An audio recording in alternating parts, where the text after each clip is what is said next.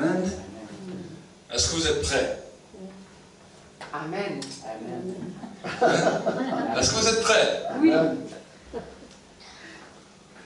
Faire moins que de mesure, on va prier. Merci Saint-Esprit pour ta présence. Je te demande, Saint-Esprit, de venir encore ce soir, venir prêcher avec moi. Amen. Que c'est ta présence qui descende maintenant, que ton onction descende. Que c'est toi qui puisses te manifester encore ce soir dans ce lieu. Qui puisse visiter, Seigneur, la vie de mes frères, mes sœurs. Visiter la vie aussi des internautes. Je vais te rendre toute la gloire. Je ne peux pas prendre la gloire pour moi, mais je vais te rendre toute la gloire. Et je te demande que c'est toi qui déverses encore ton onction ce soir. Amen. Que les captifs ce soir soient libérés. Amen. Que les malades ce soir soient guéris. Amen. Et que la puissance de la croix puisse se manifester encore dans ce lieu. Merci pour la présence des anges, des archanges, des séraphins, des chérubins. Je veux réellement te bénir et t'exalter dans le nom de Jésus. Merci Saint-Esprit que c'est toi qui secoues aussi le cœur, qui secoue l'âme au plus profond et qui révèle ta lumière là où il y avait encore des ténèbres. Merci pour ta présence au nom de Jésus. Amen. Amen. Acclamons pour le Seigneur. Amen. Ce soir, je vais parler d'un message qui va changer, bouleverser ta vie. Amen.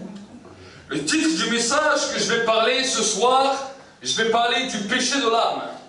Amen.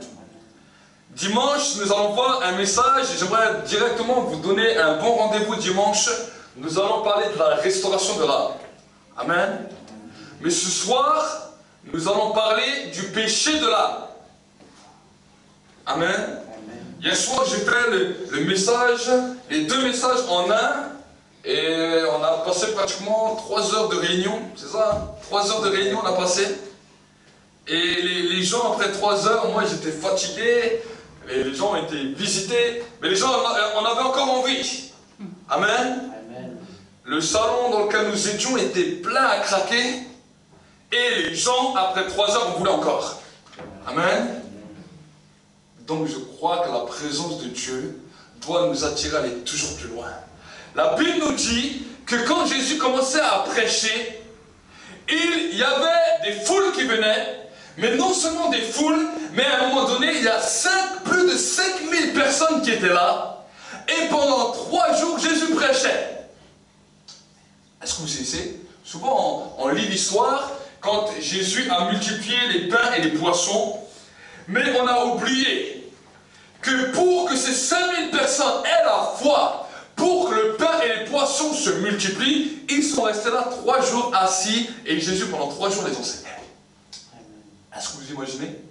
Pendant 3 jours, ils n'ont rien bu, ils n'ont rien mangé, ils étaient là, assis, et Jésus leur prêchait. Amen.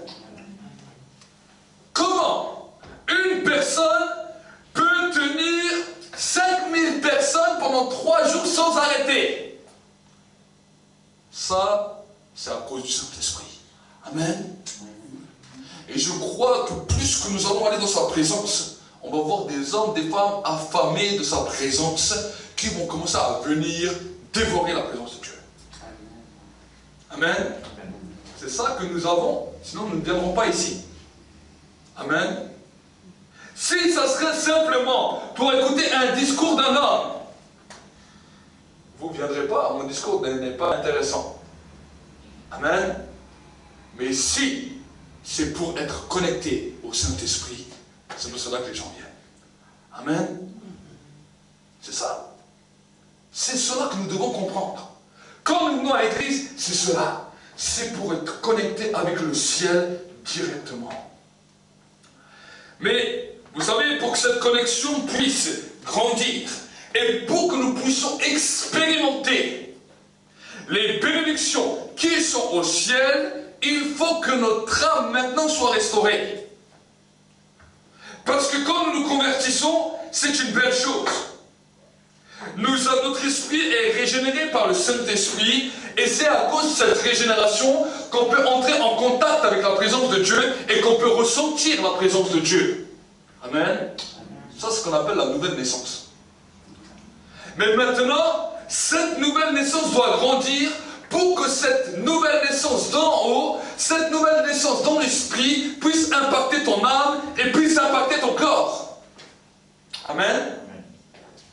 Donc les premiers péchés que chaque personne qui veut marcher avec Dieu, peu importe sa religion, on a tous compris que la première marque de péché qu'on doit arrêter, c'est le péché corporel.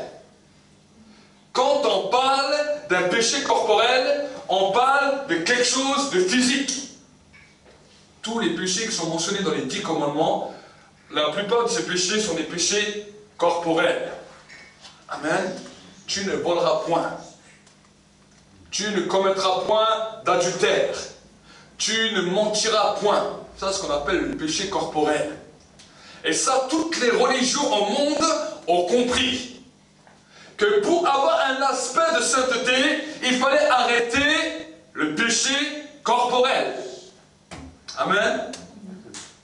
Mais quand on regarde maintenant dans la vie divine, quand on veut marcher avec Dieu, on réalise une chose, que malgré qu'on a arrêté le péché corporel, malgré qu'on a arrêté maintenant, qu'on a décidé de maintenir notre corps dans une dimension de son péché, on voit qu'à l'intérieur de nous, il y a des convoitises, il y a des pensées, il y a des raisonnements qui nous éloignent toujours de Dieu. C'est ça qu'on appelle l'âme, la sphère des émotions, la sphère des pensées, la sphère des raisonnements qui nous éloignent de Dieu. Souvent, vous savez, quand le temple à Jérusalem avait été construit, il avait été construit en 3 parties. Il y avait le parvis, il y avait le lieu saint, et il y avait le lieu très saint. Pourquoi le temple était situé de cette manière? Parce que ce temple qui était de pierre était un symbole, un reflet de ce qui se passait à travers l'être humain. C'est pour cela que l'apôtre Paul a dit, vous êtes le temple du Saint-Esprit. Amen. Et de la même manière que le temple avait 3 parties, ainsi toi-même en tant qu'être humain, tu as 3 parties. Le corps, ce qu'on appelle l'extérieur, le parvis, l'âme, qu'on appelle le lieu saint, et l'esprit, dans lequel on appelle le lieu très saint. La Bible nous dit qu'à la nouvelle naissance, tu es né, pas de sur la terre, mais tu es né d'en haut. Et que parce que tu as accepté Jésus-Christ dans ton cœur, ton esprit est assis à la droite du Père avec Jésus dans les lieux célestes. Là où toute la bénédiction est, là où toute la gloire est. Mais quand on regarde nos vies, on se dit, mais Seigneur, si je suis béni de toute bénédiction, comment se fait-il que maintenant, il y a des fois comme quelque chose qui vient me bloquer par rapport à ce qui se passe en haut sur la terre? Amen. Nous avons comme un blocage qui nous empêche d'aller plus loin. C'est ça qui nous bloque quand on commence à se lever le matin et on dit, Seigneur, aujourd'hui on va commencer à prier. Tu commences à prier 10 minutes, un quart d'heure, 20 minutes, déjà tu es découragé. On te demande d'aller faire du sport, même si c'est physique, tu vas le faire. On te demande de prier, au bout de 20 minutes, tu es découragé. On te demande de chanter au bout d'un certain temps, quelque chose à l'intérieur de toi commence à saturer. Tu commences à prier. Tu dis, ah Seigneur, je ne suis pas digne de prier. Alors tu attends le dimanche, tu dis, le pasteur qui va prier pour moi, ça va être bien. Amen. Peut-être qu'on peut en sourire, mais bon nombre de croyants marchent comme ça. Pourquoi? Parce qu'ils n'ont pas compris que non seulement il y a les péchés du corps, mais il y a les péchés de l'âme. Et Jésus qui a voulu interpeller les religieux de l'époque. À l'époque, il y avait beaucoup de religieux. Beaucoup d'hommes et de femmes qui semblaient pratiquer la religion, qui allaient à la synagogue, qui pratiquaient les prières, qui pratiquaient tout le rituel qui était donné. Mais pourtant, quand Jésus les a vus, il a dit, écoutez mes amis, vous êtes très beau, vous faites de belles prières. Mais quand je regarde vos vies, vous êtes comme des tombeaux. Qu'est-ce que c'est un tombeau? Il y a une belle pierre tombale dessus, mais à l'intérieur c'est pourri. Il a dit, vous êtes des hypocrites. Et ces hommes qui avaient l'apparence religieuse, qui étaient connus comme des hommes religieux, ont commencé à se poser des questions. Ils ont dit, pourquoi cet homme, ce jeune homme, parce que Jésus était un jeune homme, à 30 ans c'était la majorité. Est-ce que vous savez, à 30 ans, en Israël, à l'époque, c'était la majorité, c'était un des plus jeunes. Qu'est-ce que ce jeune homme, qui vient de Nazareth, veut nous enseigner et nous traite d'hypocrite? Alors ils ont commencé un petit peu à le bousculer et lui dire, mais alors, si tu parles de quelque chose, va au moins jusqu'au bout et explique-nous pourquoi tu nous traites d'hypocrite. Et explique-nous pourquoi tu nous traites de religieux. Alors il dit, ok. Et il dit, vous allez bien m'écouter. Vous allez bien m'écouter. Il a dit, si un homme dit imbécile à un autre homme, il mérite déjà l'enfer. Alors c'est religieux, regardez. Il dit, ouais, bon, ça peut encore passer. Mais quoi d'autre? Il dit, écoutez, je peux encore vous expliquer. Il a dit, si un homme a dans son cœur la haine contre un autre homme, c'est déjà un meurtrier. Là, les religieux ont dit, non, on ne comprend plus rien. Qu'est-ce qu'il nous raconte? Je vais vous raconter une histoire que je suis sûr, ça vous est déjà arrivé des choses comme ça. Et il y a peut-être des personnes qui vous ont fait du mal. Qui vous ont fait vraiment mal. Et à l'intérieur de vous, vous dites, ah, celui-là, il m'énerve, j'aimerais bien qu'il lui arrive ça. Mais vous ne l'avez pas dit. Mais vous l'avez pensé fort. 1, 2 semaines, 3 semaines après, vous voyez cette personne. Ce que vous avez pensé lui est arrivé. Et là, il y a comme une culpabilité qui vient sur vous. Dites, oh, pourquoi ça lui est arrivé? Qu'est-ce qui s'est passé? Est-ce que c'est à cause de moi? Ça arrive à tous les hommes. Ça arrive à toutes les personnes. Mais j'aimerais vous dire que ces choses-là qui se sont passées dans l'âme, ce sont des péchés. Est-ce que vous savez? Ce sont des péchés. Les mauvaises pensées que nous avons, et nous sommes véhiculés par des mauvaises pensées, pourquoi? Parce que nous sommes nés dans le péché. À cause de la chute d'Adam et Ève, nous sommes nés dans le péché et notre âme a été plongée dans le péché dès notre naissance.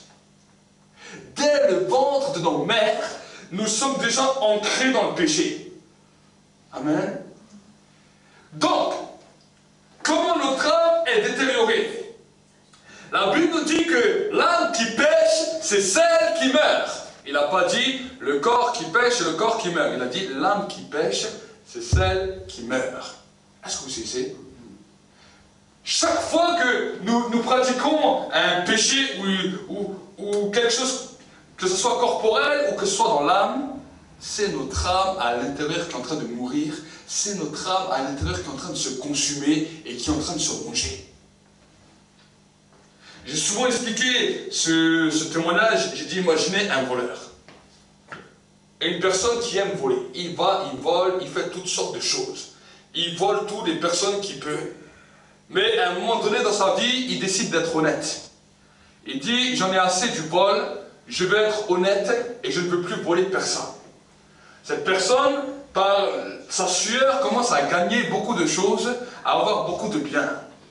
Mais à cause du vol que cette personne a fait il y a quelques années en arrière, parce qu'elle n'a pas été transformée et renouvelée par le Seigneur, elle a un problème. Chaque fois qu'il quitte sa maison, malgré tous les systèmes de caméra qu'il a, malgré tous les systèmes de surveillance qu'il a, il se dit, si je quitte ma maison, on va me voler. La confiance qu'il devait avoir, normalement, il ne devait pas dire, on va me voler, on va me voler. Il devait se dire, c'est à moi, personne ne va me voler, j'ai confiance. Mais cette confiance qui sécurisait son âme, qui pouvait aller chercher son pain sans se casser la tête de quelqu'un va le voler, cette confiance a été détruite dans son âme et son âme ne sera jamais en paix tant que le Seigneur n'a pas guéri ça. Est-ce que vous savez?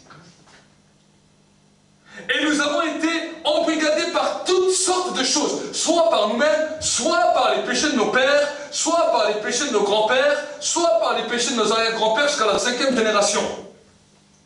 On a été embrigadés dans toutes sortes de choses que déjà dans le ventre de la mère, on a subi soit du rejet, soit de l'incompréhension, soit toutes sortes de choses qui nous suivent.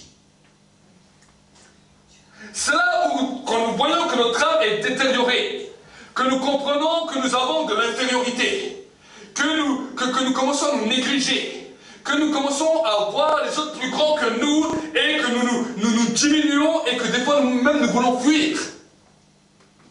Ça, ce sont notre âme qui a été blessée, qui a été meurtrie, soit à cause du péché, soit à cause des situations. Amen. La Bible nous dit que Jésus-Christ lui-même, dans le ventre de sa mère, a déjà connu le rejet. Est-ce que vous savez? Jésus lui-même, alors qu'il était dans le ventre de sa mère, a connu le rejet. Peut-être vous me regardez et vous me dites, mais comment? Vous savez, la Bible nous dit que Joseph était fiancé à Marie. Et quand Joseph a appris que Marie était enceinte, elle lui a dit, voilà, un ange est venu, je suis enceinte par la vertu du Saint-Esprit. Aussi vrai que Joseph était croyant, aussi vrai que tu es vivant, Joseph était vivant et il ne croyait pas à cette histoire. Et la Bible nous dit que Joseph, qui était un homme de bien, se proposa de rompre secrètement avec Marie. Pourquoi il décide de faire ça? À sa fiancée qu'il aimait. Parce que le bébé qui était dans le ventre de Marie, il l'a rejeté parce qu'il dit, ce bébé n'est pas de moi, je le rejette, je veux rompre avec cette femme. Et il voulait le faire. Il a dit, je vais rompre avec elle, je ne me parlais plus de cette histoire, ça c'est des bêtises. Il n'a tellement pas cru à sa femme qu'un jour un ange l'a visité. Il a vu l'ange, un grand ange qui débarque dans sa chambre. Il lui dit, Joseph, il ouvre les yeux. Il dit, mais qui est-ce? Qui es-tu? Joseph, écoute-moi. Tu ne dois pas rompre avec Marie, car l'enfant qu'elle porte vient du Saint-Esprit. Joseph est choqué. Il a dit, mais c'était vrai ce qu'on me racontait. Là, il est embêté. Parce qu'il se dit, je ne peux pas broncher avec l'ange. Si je bronche avec l'ange, il va me taillader. Donc, j'accepte. Il lui dit, tu as intérêt de m'obéir. Joseph lui dit, d'accord, j'accepte. Des fois, on lit des histoires, mais on ne comprend pas comment ça s'est passé. Il était un homme comme toi et moi. Le temps passe. Et alors que le temps passe, que Marie accouche de Jésus, que maintenant les mages sont allés voir Hérode, et qu'ils ont trouvé le petit Jésus dans la crèche, Hérode lance un édit dans tout Israël, vous allez tuer tous les bébés à partir de 3 ans et en dessous. Voilà la vengeance de Joseph qui est là. Il dit, ce bébé, je n'ai pas pu me séparer de Marie. Maintenant, ce n'est pas moi qui vais le tuer, c'est les soldats d'Hérode. Pourquoi je vous dis qu'il a pensé comme ça? Parce que ce même Joseph, qui est censé être papa d'un garçon, il entend un édit d'un roi qui dit, je vais tuer tous les enfants mâles. De 3 ans jusqu'en dessous, lui il a un bébé, lui il va se coucher, il va dormir. Un papa normal, qui aime son enfant, il entend quelque chose comme ça, il va prendre l'enfant, il va prendre la mère et il part loin. Lui, Joseph, il va dormir. Il est allé se coucher, il est allé se dormir, il a dit maintenant c'est plus mon affaire, les soldats d'Hérode vont me débarrasser de ce bébé. Est-ce que vous comprenez? Ils vont me débarrasser de ce bébé. Et quand il dort, l'ange qui lui est apparu un peu avant, il revient. Et là, Joseph rouvre les yeux, il dit, ah, il est encore là. Et l'ange lui dit, prends Marie et le petit enfant et fuis en Égypte. Joseph dit non, maintenant c'est terrible. Maintenant je suis obligé de l'accepter. Pourquoi je vous parle de ça? Parce que des fois nous avons une mentalité terrible. Nous avons des pensées terribles qui devant Dieu sont des péchés et qui nous empêchent de pouvoir avancer avec Dieu, qui nous empêchent de pouvoir jouir d'une pleine bénédiction et d'une pleine gloire avec Dieu. Amen. La Bible nous dit que le lieu saint et le lieu très saint étaient séparés par un rideau. Mais que le jour où Jésus-Christ est mort sur la croix, ce rideau qui était là a été déchiré du haut en bas. Oui, ça a plusieurs significations. On dit souvent, c'est parce que l'accès auprès du Père a été donné. Mais je vais vous dire qu'il y a aussi une révélation spirituelle qui est derrière.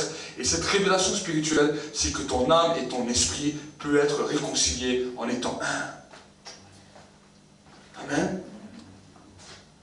Mais avant que la réconciliation entre l'âme et l'esprit puisse se faire, ça, c'est ce qu'on verra dimanche, sur la restauration de l'âme. Mais avant que cela puisse se faire, la Bible nous dit que la parole de Dieu sépare et juge les pensées et les sentiments de l'âme et de l'esprit. Quand tu commences à devenir chrétien, à marcher avec Dieu, Dieu amène une séparation entre les pensées et les sentiments de ton âme et de ton esprit. Amen. Amen. Comme Dieu sépara dans le livre de la Genèse la lumière avec les ténèbres, il sépare la lumière avec les ténèbres dans ta vie. Amen. Et c'est pour cela que quand on devient chrétien, c'est à ce moment-là qu'on se dit, mais c'est là que je découvre que j'ai le pire des mauvaises pensées. Pourquoi? Parce que la lumière vient là où il y avait les ténèbres, là où il y avait des choses cachées, là où il y avait des raisonnements cachés, là où il y avait peut-être de l'animosité, de l'amertume, de la méchanceté, toutes ces choses-là qui gangrénaient ton âme. Maintenant, Dieu est en train de les mettre à la lumière pour te libérer, pour changer ton âme, pour le transformer, pour le restaurer, et pour que maintenant, ton âme et ton esprit puissent faire un. Amen. Donc c'est pour cela que c'est important de demander aussi pardon, pas seulement pour le péché corporel, mais pour les péchés de l'âme. Toutes ces passions qui sont là dans nos pensées, qui sont là dans nos raisonnements, qui sont là dans notre conscience et qui nous nourrissent, nous devons dire à un moment stop. Amen. Amen. Je parlerai peut-être des passions, mais je parlerai aussi d'autres choses qui ont la même caractéristique que les passions du monde, ce qu'on appelle les soucis. Est-ce que vous savez? Souvent on dit, ah mes frères, tu sais, dans mes pensées, j'ai rien de méchant. Peut-être que tu n'as rien de méchant. Mais peut-être que tu as des soucis. Peut-être que tu as des peurs. Peut-être qu'il y a des angoisses. Des choses terribles qui sont là. La Bible nous dit, ça fait le même résultat que le péché. Ça étouffe la parole et ça la rend infructueuse. Amen. Et tout cela se passe dans l'âme. Vous savez pourquoi dans les temples, la séparation entre le lieu saint et le lieu très saint était là? Le rideau, pourquoi il était là? Parce que dans le lieu très saint, c'est là où la présence de Dieu était tout le temps là. Mais le lieu saint, il y avait quelque chose d'important à savoir ce qui se passait dans le lieu saint. Il y avait deux choses qui étaient importantes. C'est que les lampes qui étaient sur le chandelier devaient être allumées 7 jours sur 7 et les pains de proposition devaient toujours être là. Est-ce que vous savez? Pourquoi? Quel est ce symbole? Dans ton âme, la flamme pour le Seigneur doit toujours être allumée. Amen. Et dans ton âme, la parole de Dieu doit te nourrir comme les pains de proposition qui étaient dans le temple. Amen. Jésus a dit, garde ton cœur plus que toute autre chose, car de lui viennent tous les maux de la vie. Dieu t'a demandé de garder un jardin dans lequel tu es toi-même l'administrateur, et ce jardin, c'est le jardin de ton cœur. Amen. Le but du diable est de soit t'amener dans une tentation ou dans une séduction. S'il n'y arrive pas, il va te plonger dans les soucis. S'il n'y arrive pas, il va te plonger dans la colère. S'il n'y arrive pas, il va te plonger dans la méchanceté. S'il n'y arrive pas, il va te plonger dans l'animosité. Et il va essayer jusqu'à ce qu'il trouve une faille. Et quand il trouve cette faille, il va nourrir cette faille dans ta vie pour te détruire. Ça, c'est comme ça que le diable agit. Amen. Donc nous, en tant que croyants, maintenant régénérés d'en haut, nous devons premièrement passer par ce qu'on appelle le pardon. Le pardon de nos péchés, le pardon du péché corporel, mais aussi le pardon du péché de l'âme, le pardon des péchés que nos pères ont commis, qui ont détruit nos âmes, qui ont amené notre âme dans une servitude, qui ont amené notre âme loin de Dieu, dans une destruction, parce qu'on a besoin d'être construit. Amen. Quand nous demandons pardon à Dieu, des chaînes commencent à être tombées. Des portes par lesquelles les démons avaient accès sur nos vies commencent à se fermer. Et pour que notre pardon soit validé, on va libérer toutes les personnes qui nous ont offensés. Amen. C'est ça qu'on appelle, c'est comme ça qu'on procède pour que notre âme maintenant entre dans une alliance avec Dieu. Pourquoi? Parce qu'on a fait l'alliance du corps. On a fait l'alliance de l'esprit. Mais maintenant, notre âme doit être régénérée. L'apôtre Paul a dit, je ramène toutes les pensées captives à l'obéissance et à la soumission de la parole de Dieu, et je viens abattre toutes les forteresses qui se lèvent contre la connaissance de Christ. Amen. Ça se passe où ça? Ça se passe dans ton âme. Amen. Et la première chose de la parole, c'est cette séparation entre l'âme et l'esprit. Amen. C'est une séparation. C'est pour cela que cela te fait du bien quand tu entends la parole de Dieu, soit qu'elle est prêchée, soit que quand tu lis la Bible. Pourquoi? Parce qu'au moment où tu lis la Bible, au moment où tu entends la prédication, ça bouleverse quelque chose dans ton cœur. Tu sens que quelque chose est en train de se passer à l'intérieur de ton cœur, à l'intérieur de tes pensées, mais seulement parce que tu ne connais pas comment après procéder par la suite, tu recherches toujours cette sensation. Amen. Mais la première des choses qui t'empêche d'entrer bien en contact avec Dieu, c'est l'atmosphère de ton âme. C'est ça qui dit que quand, admettons, tu dois croire en Dieu, tu commences à prier, tu dis Seigneur, je crois en toi, tu as des pensées qui te disent, est-ce que tu crois vraiment en Dieu? Est-ce que tu crois que Dieu est vraiment vivant? Est-ce que tu crois que Dieu est vraiment avec toi? Mon ami, quand tu es en train de parler comme ça, arrête-toi. Et dis Seigneur, mon âme a parlé. Il a parlé plus fort que ma bouche. Amen. Amen. Il a parlé plus fort que la bouche. Si tu commences à regarder le psalmiste David, il disait, mon âme bénit l'Éternel et n'oublie aucun de ses bienfaits. Il parle à son âme. Il dit, je parle à toi, mon âme. Je t'ordonne maintenant de bénir l'Éternel et de n'oublier aucun des bienfaits qu'il a fait dans ma vie. À un moment donné, son âme lui parlait. Lui dit, David, tu es dans une situation terrible. David, ta situation est désespéreuse. Tu n'as plus rien à faire sur cette terre. Il n'y a plus d'avenir pour toi. Il n'y a plus d'espoir. David a dit, je t'ordonne, mon âme, de te tenir en silence devant l'Éternel. Combien de fois votre âme vous a parlé comme ça? Maintenant, il n'y a plus d'avenir. C'est fini pour toi. Personne ne t'aime. Personne ne regarde sur toi. Ça, c'est pas Satan qui te parle, c'est ton propre âme. Parce que ton âme a été détruite. Ton âme a été brisée. Ton âme a été malmenée. Mais maintenant, Dieu veut reconstruire cela. Amen. Dieu veut reconstruire cela. Et j'aimerais vous encourager à ouvrir votre Bible Je pensais que j'allais parler de ça dimanche, mais je crois que je vais déjà commencer cela, parce que le Seigneur est en train de m'interpeller par rapport à ça, et nous allons quand même voir ensemble cela. J'aimerais vous encourager d'ouvrir votre Bible dans le livre de Psaume, Psaume 23. Nous l'avons déjà vu hier soir.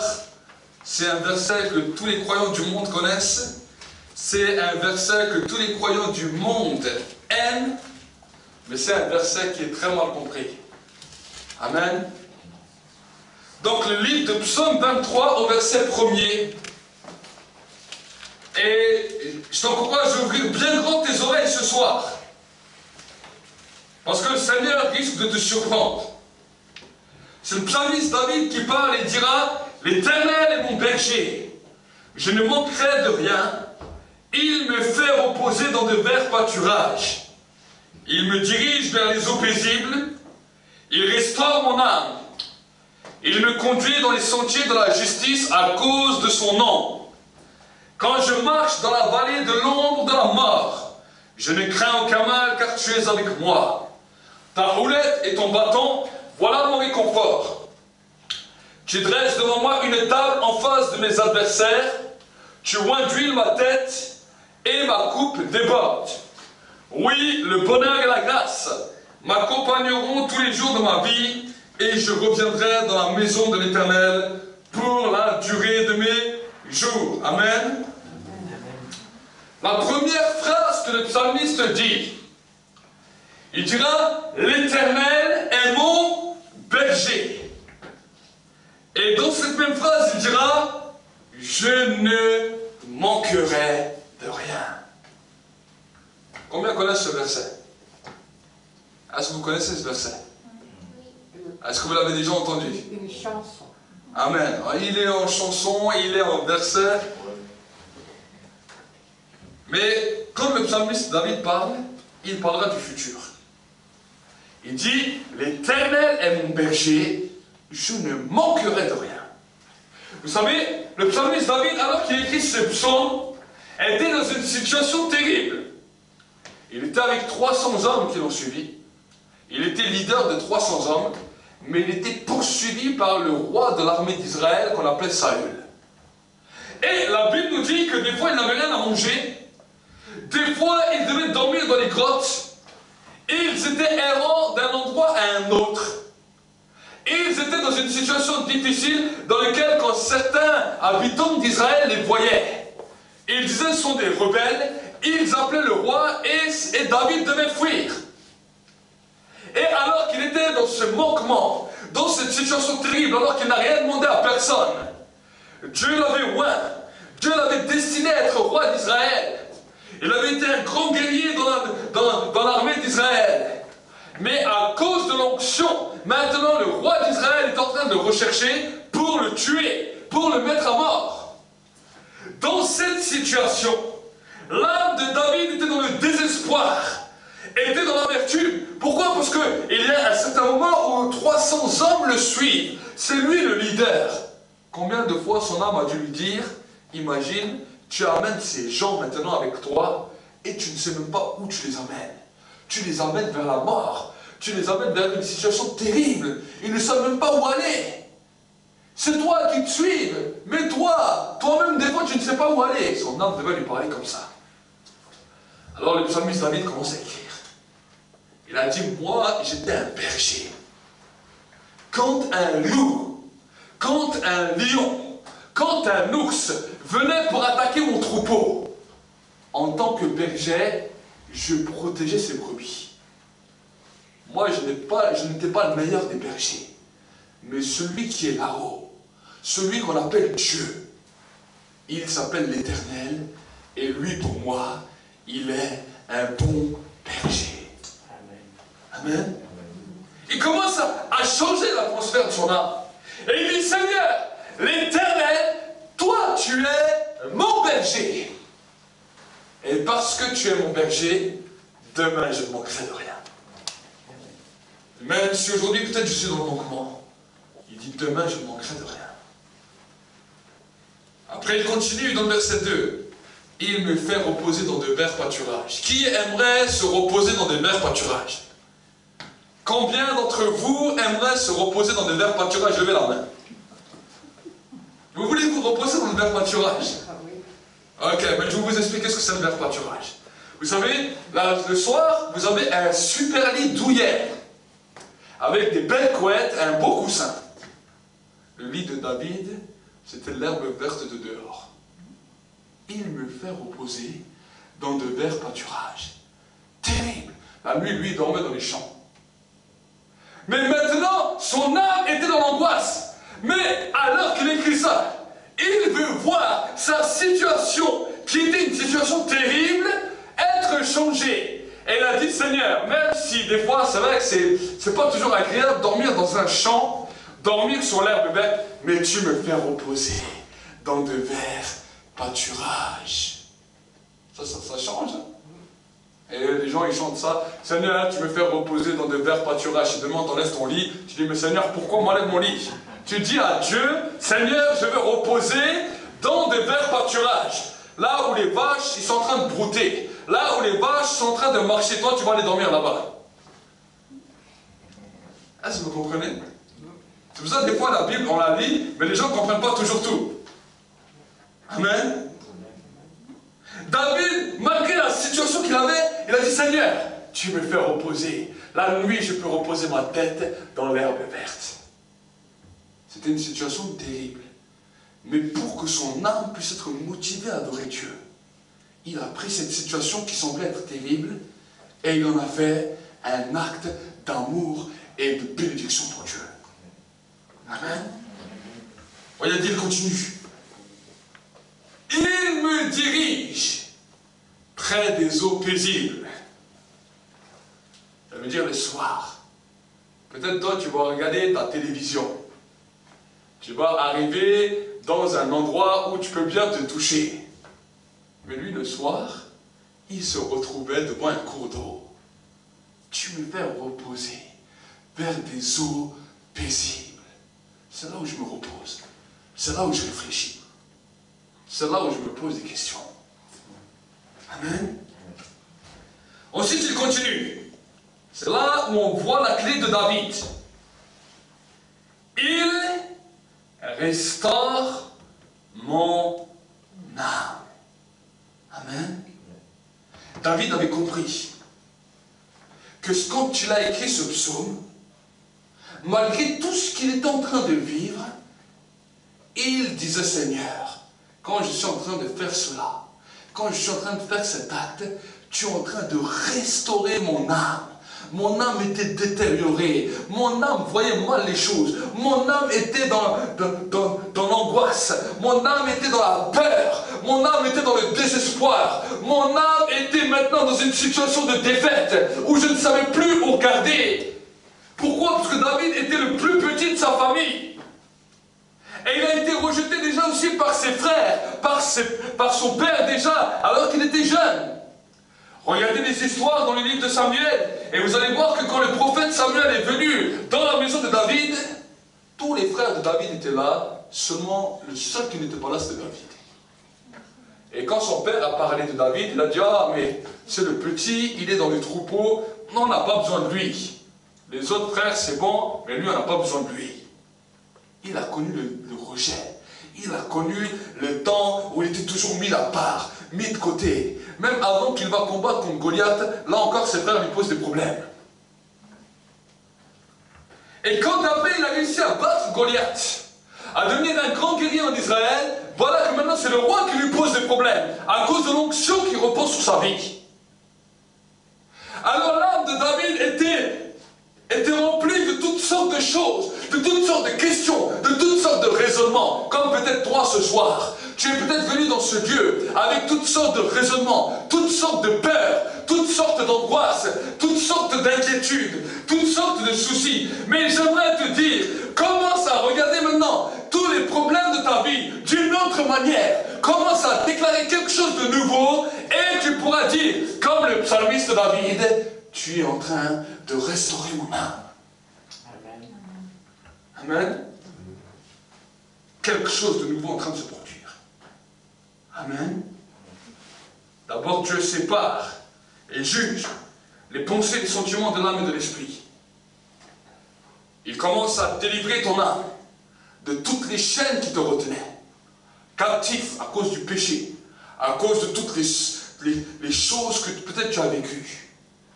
Mais maintenant, Dieu veut t'amener dans ce qu'on appelle la restauration de l'âme. Amen. Et quand ton âme commence à être restaurée, il y a maintenant le voile qui séparait le lieu saint du lieu très saint, qui est en train de se déchirer. Vous savez comment on appelle ce voile? On appelle ce voile le voile de l'incrédulité, qui sépare ton esprit de ton âme, qui t'empêche d'expérimenter les choses dans la foi que Dieu a voulu pour toi. Est-ce que vous comprenez? Oh, on croit à l'éternité, mais on va te parler de la guérison, tu vas déjà être un peu plus fermé. On te parle de ceci, tu vas être plus fermé. Alors si on te parle de prospérité, alors là, oh, ça c'est une chose impossible. Est-ce que vous savez? L'incrédulité commence à nous séparer. Parce que notre âme n'est pas encore renouvelée. Notre âme n'est pas encore transformée. Et tout notre être souffre. Parce que bien que nous avons été régénérés d'en haut, nous ne vivons pas la nouvelle naissance comme nous devons la vivre.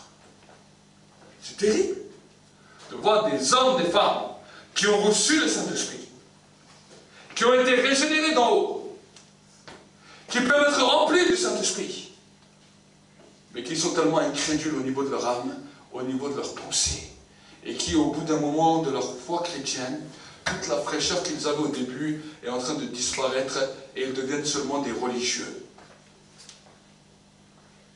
C'est comme ça que la religion, l'esprit religieux est venu et a eu de la force.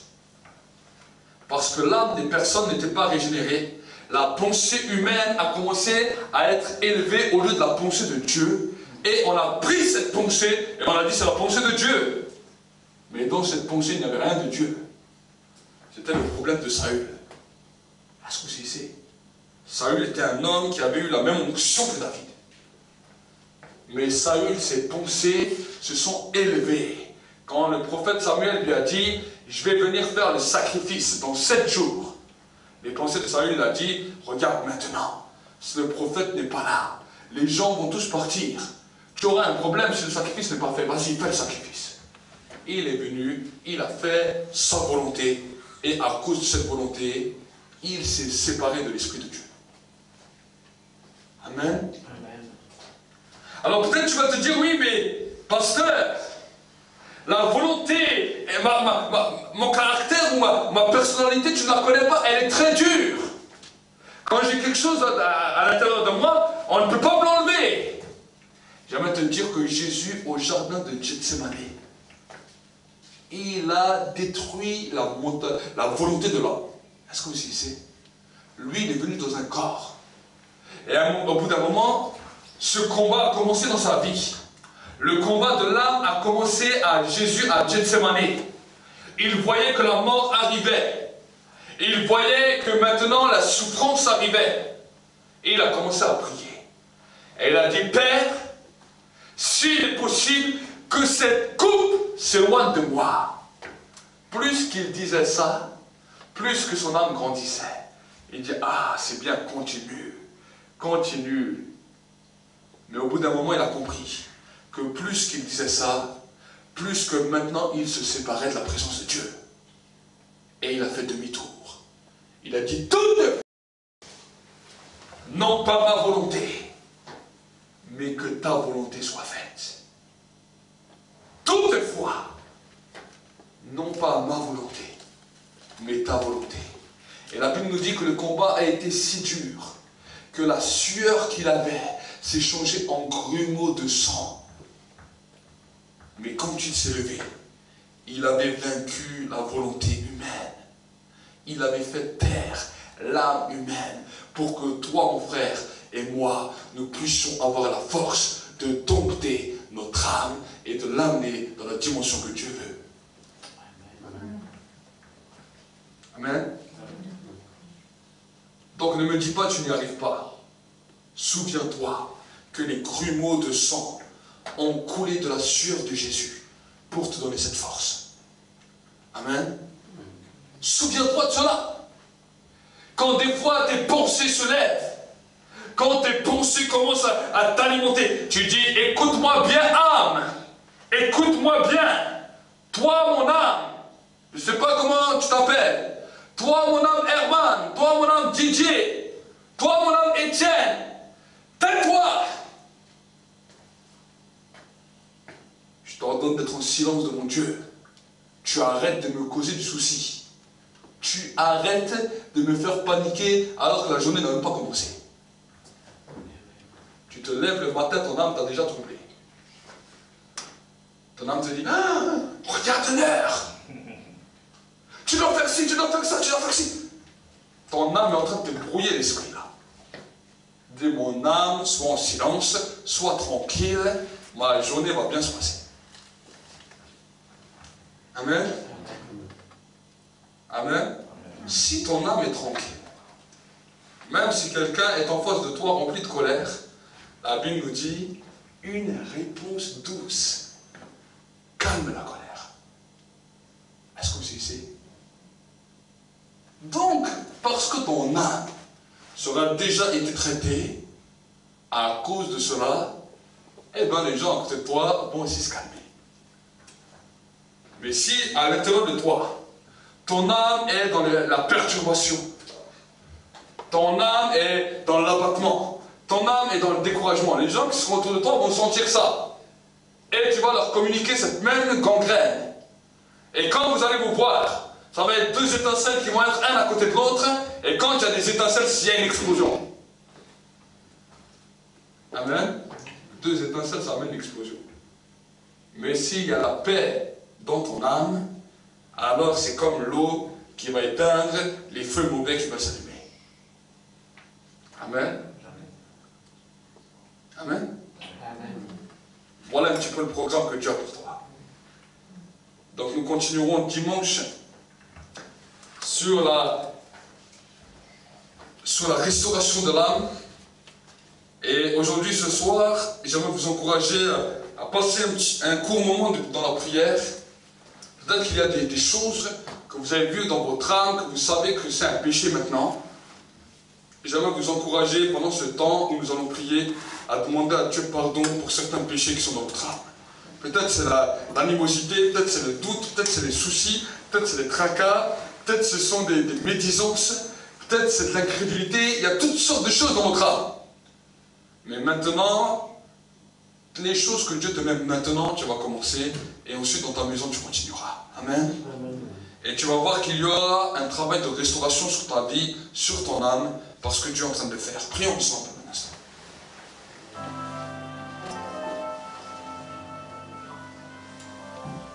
Prions ensemble dans sa présence.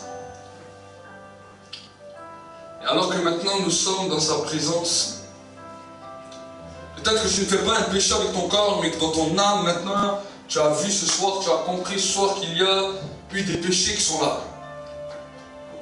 Jésus a parlé clairement, il a dit, si un homme voyant d'une femme la convoite dans son cœur, il a déjà commis l'adultère. Sans avoir fait le péché corporel, le péché de l'âme a déjà été donné.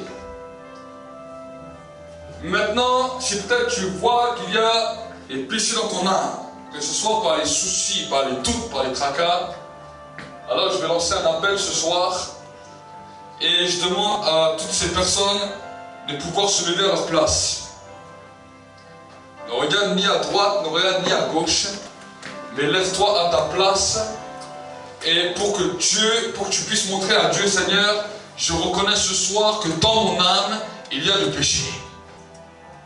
Et tu vas faire une prière avec moi et le Seigneur va commencer à étendre sa main. Le Seigneur va commencer à poser sa main sur toi. Des chaînes qui reposaient sur ta vie ce soir vont être brisées. Là où le diable a voulu garder peut-être quelque chose dans ta vie, cela va lui être arraché. Tu vas dire avec moi, Seigneur, ce soir, je me lève dans ta présence et dans ta maison. Et je reconnais que Seigneur, dans mon âme, j'ai péché contre le ciel et contre toi, par mes pensées, par mes raisonnements, parce que j'ai hérité de mes pères jusqu'à la 5e génération. Mais je te demande, Seigneur, pardonne-moi. Je te demande pardon, Seigneur, parce que la flamme de ton amour et de ta présence s'est éteinte dans mon âme. Je te demande pardon. Parce que la soif de ta parole, dans mon âme, avait disparu à cause des péchés et à cause des soucis, à cause des tracas que mon âme me causait. Mais ce soir, je parle à mon âme. J'en donne à toi, âme, de te tenir en silence devant l'Éternel, et que maintenant tu puisses changer ton atmosphère, que tout ce qui était les ténèbres soit détruit ce soir, et que la gloire de Dieu remplisse mon âme, remplisse toutes les sphères de mes émotions, et ce qui m'empêchait à recevoir ta présence et ton onction soit brisé maintenant. Dans le nom de Jésus. Je ferme tout accès à Satan et à ses démons sur mon âme. Et je déclare que de la même manière que mon esprit a été régénéré, mon âme entre dans la régénération, pour que mon corps puisse en bénéficier, et que je puisse entrer dans une nouvelle dimension. Dans le nom de Jésus. Dans le nom de Jésus. Amen. Maintenant reste comme ça, lève tes mains, je vais prier maintenant. Merci Saint-Esprit pour ton onction. Merci Saint-Esprit pour ta gloire. Tant dans l'église que tant sur les internautes, tu commences à toucher, tu commences à visiter maintenant. Je déclare que maintenant les chaînes tombent. Les chaînes tombent. Maintenant.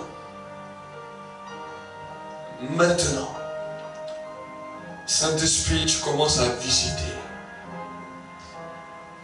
Tu commences à toucher.